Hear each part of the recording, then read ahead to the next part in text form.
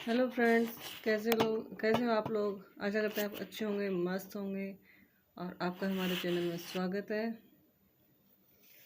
आज हम पढ़ेंगे जीवन परिचय। फणीश्वरनाथ रेणु का जीवन परिचय है और इसमें इनका जन्म, इनकी मृत्यु, इन्होंने कौन कौन सी उपाधि धारण की, इन्होंने कौन कौन सी काव्य रचनाएं की, उन सब के बारे में हम पढ़ेंगे। जीवन परिचय। फणीश्वरनाथ रेणु का जन्म हुआ था 1921 ईस्वी में अरिया जिला बिहार में। निधन हुआ 1977 ईस्वी में। ठीक है। फणीश्वरनाथ रेणु को आंचलिक उपन्यासकार माना जाता है। फणीश्वरनाथ रेणु को आंचलिक उपन्यासकार।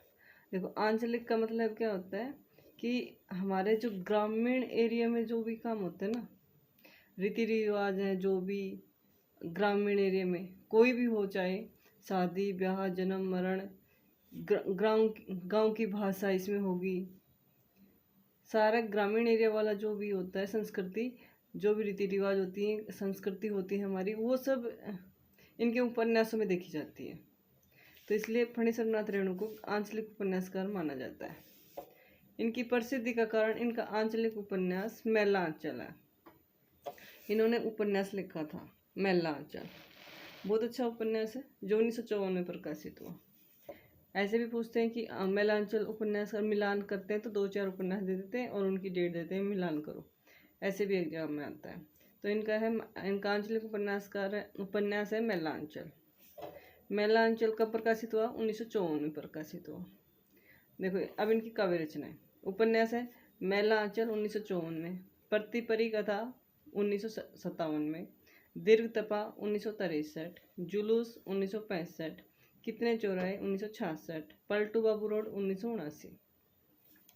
ये इनके मेन उपन्यास हैं जो बहुत प्रसिद्ध हैं और इनको हमें क्रम वाइज ही याद करना है, क्योंकि ऐसे क्रम में ऐसे भी पूछ लेते हैं एग्जाम में कि फणीश्वरनाथ रेणु का पहला उपन्यास कौन सा है।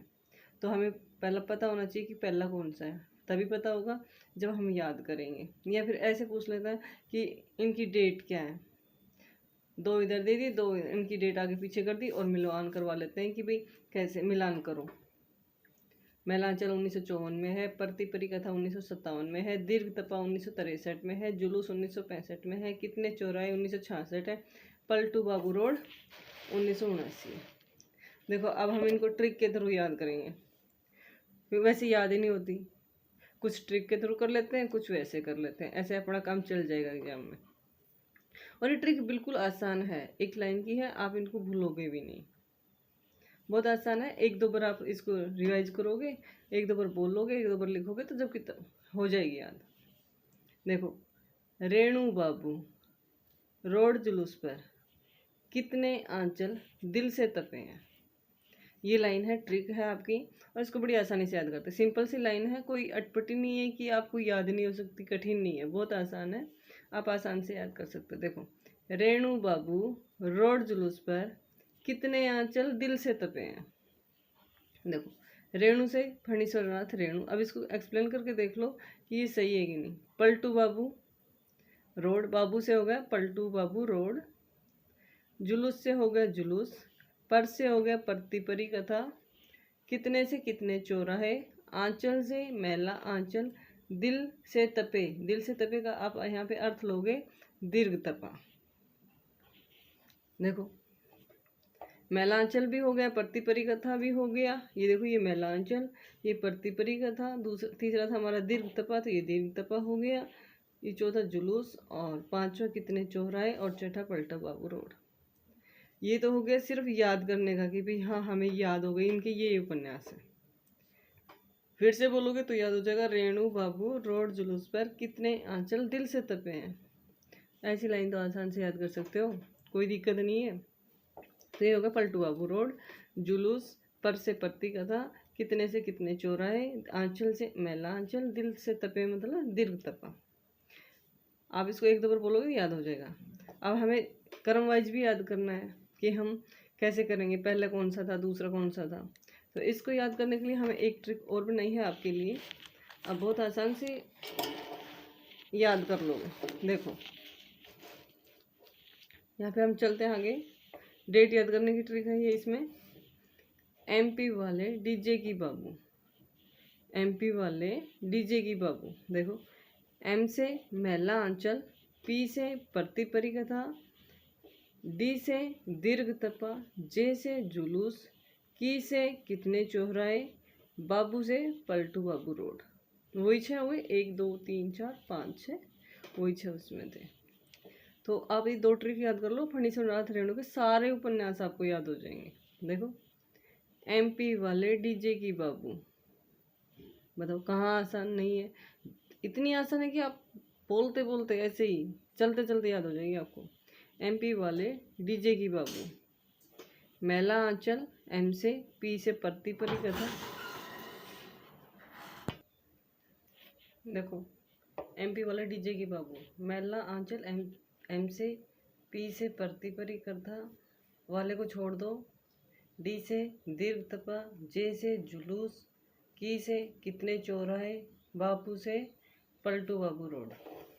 देखो, 54 57 63 65 66 79 सारे क्रम वाइज है। पहले ये आया था, उसके बाद ये, पहले मेलांचल, फिर प्रति परिकथा, फिर देव तपा, फिर जुलूस, कितने चौराहे, पलटू बाबू रोड। ये क्रम वाइज भी हो गए और उनकी ये छोटी सी ट्रिक हो गई जो बहुत आसान से याद हो जाती है, दोनों ट्रिक। आगे चलते हैं। आगे देखो, ये इनके कहानी संग्रह हैं। कहानी संग्रह देखो 5 है इसके।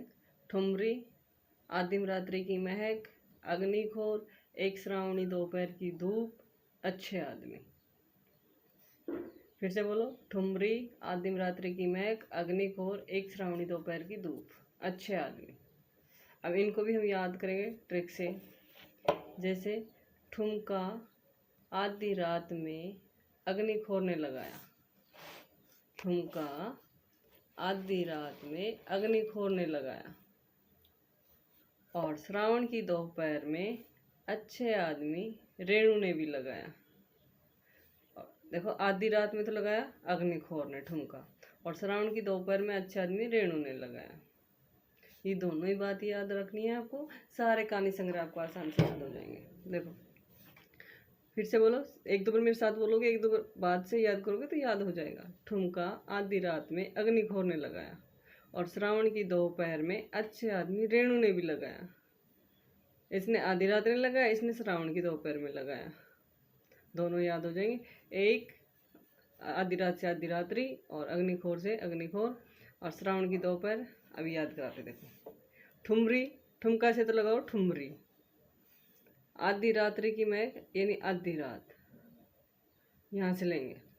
अग्निखोर, ये अग्निखोर से अग्निखोर हो जाएगा।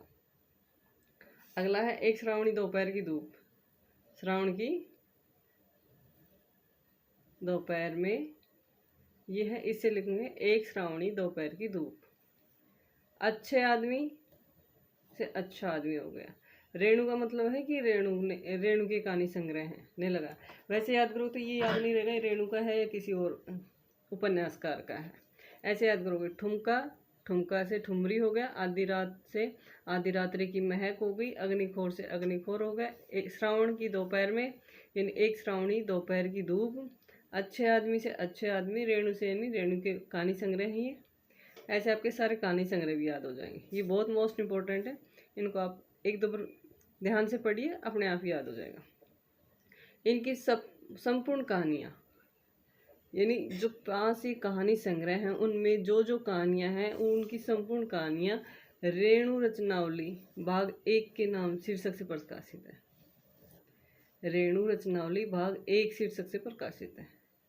ये था आज का हमारा टॉपिक, कहानी फणीश्वरनाथ रेणु का। और इसमें हमने पढ़ा कि रेणु का जीवन परिचय, उसके उपन्यास, उसने जो जो उपाधि धारण की वो, और उसके कहानी संग्रह, और इनको 3 ट्रिक बताई है। तीनों ट्रिक आप आसान से याद कर सकते हो। ये लास्ट वाली ट्रिक है, ठुमका आधी रात में अग्निखोर ने लगाया, और श्रावण की दोपहर में अच्छे आदमी ने रेणु ने भी लगाया। ये तो इसके कहानी संग्रह हो जाएंगे। उसके बाद हमारा ये था ट्रिक का उपन्यासों की। रेणु, बाबू रोड, जुलूस पर कितने आंचल, दिल से तपे हैं, और तीसरी थी हमारी एमपी वाले डीजे की बाबू। तीनों हो गए याद। तीनों से हमारे उपन्यास भी याद हो जाएंगे, इनकी डेट भी याद हो जाएगी कि पहला कौन सा था, बाद में कौन सा आया, और हमारे कहानी संग्रह भी याद हो गए। आशा करते हैं आपको हमारी ये वीडियो पसंद आई होगी। अगर वीडियो पसंद आई हो तो लाइक, शेयर और कमेंट करना, और अगर हमारे चैनल पर आप नए हैं तो चैनल को सब्सक्राइब करना। धन्यवाद।